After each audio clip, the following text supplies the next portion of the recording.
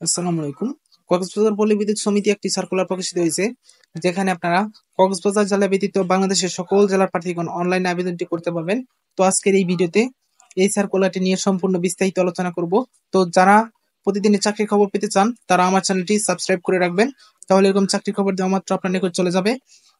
তো এই সার্কুলারটি প্রকাশিত হয়েছে 14 জানুয়ারি 2024 খ্রিস্টাব্দ। তো সার্কুলারটি প্রকাশিত হয়েছে 14 জানুয়ারি 2024 খ্রিস্টাব্দ, কক্সবাজার পল্লী বিদ্যুৎ সমিতি।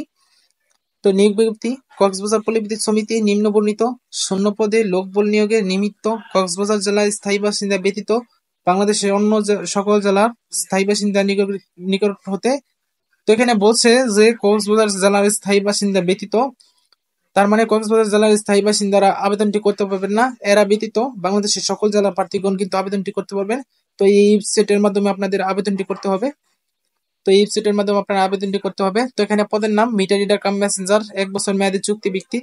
তো এখানে লোক সংখ্যা নিয়োগ দেওয়া হবে 44টি, কম বেশি হতে পারে। তো এখানে বয়স সীমা 18/1/2024 খ্রিস্টাব্দে হতে 7/2/2024 খ্রিস্টাব্দে তারিখে 18 হতে 25 বছরের মধ্যে হতে হবে।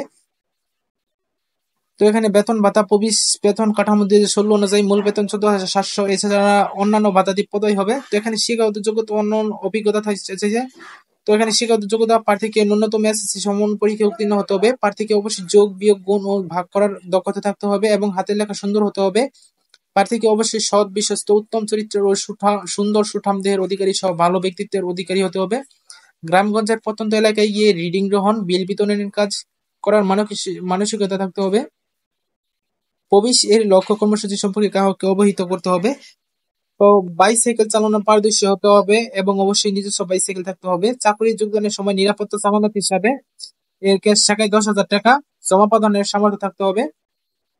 তো এখানে বলছে যে সকল জেলার স্থায়ী বাসিন্দা আবেদনটি করতে পারবেন না। এখানে বলা আছে কক্সবাজার জেলার স্থায়ী বাসিন্দা নাগরিকগণ এবং বান্দরবান জেলার লামা ও নাইক্ষ্যংছড়ি উপজেলার স্থায়ী বাসিন্দা আবেদনটি করতে পারবেন না। এরা ব্যতীত সকল জেলার প্রার্থীগণ কিন্তু আবেদনটি করতে পারবেন। তো এটা কিন্তু আপনাদের অনলাইনে আবেদনটি করতে হবে। তো এখানে আবেদনের ফিটা, যে আবেদন করে আবেদনের ফিটা কিন্তু পাঠানোর পদ্ধতিটা এখানে উল্লেখ করা আছে। তো আপনারা সার্কুলারটি পড়লে কিন্তু বুঝতে পারবেন। তো এখানে বলা আছে আবেদন শুরু হলো 18/1/2024 সকাল 10টা থেকে আবেদনটি করতে পারবেন এবং আবেদনের শেষ তারিখ হলো 7/2/2024 বিকাল 5টা পর্যন্ত আবেদনটি করা যাবে। তো আবেদনের ওয়েবসাইটটি হলো এটা এই ওয়েবসাইটের মাধ্যমে আপনাদের আবেদনটি করতে হবে। PBSCOX কক্স টেলিটক কম্বিডি, এই ওয়েবসাইটের মাধ্যমে আপনাদের আবেদনটি করতে হবে। তো এটার আবেদনের ফি হলো 112 টাকা, যেটা আপনাদের টেলিটক সিমের মাধ্যমে প্রদান করতে হবে। তো এখানে টেলিটক সিমের যেভাবে প্রদানটা করবেন সেখানে কিন্তু নিয়মটা উল্লেখ করা আছে। তো সার্কুলারটা পড়লেই কিন্তু আপনারা পেয়ে যাবেন, বুঝতে পারবেন।